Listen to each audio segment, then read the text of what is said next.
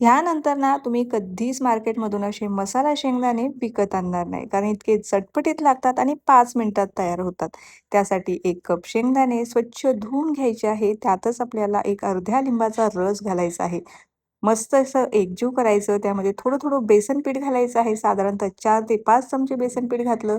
2 ते 3 चमचे आपल्याला इथे तांदळाचं पीठ घालायचं आहे आणि घरातले बेसिक मसाले लाल मिरची पावडर, हळद पावडर, भाजलेल्या जिऱ्याची पावडर, चवीपुरतं मीठ आणि अगदी 2 ते 3 शिंतोडे आपल्याला पाणी घालायचं आहे. मस्त असं कोट करून घ्यायचं आहे आणि लगेचच कडकडीत तेलामध्ये मस्त अशी कुरकुरीत होईपर्यंत फ्राय करायचे आहे. तर मस्त असे आपले चटपटीत इथे हे मसाला खारे शेंगदाणे इथे तयार झालेले आहे.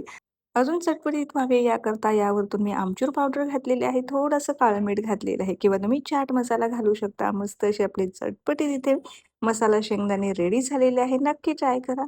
सर्व्ह करण्यासाठी इथे घेतलेला आहे मी इकोबेक ओडीचा हा फॉइल पेपर वापरत आहे. आता ही रेसिपी जर तुम्हाला आवडली असेल ना, रेसिपीला लाईक आणि फॉलो नक्की करा.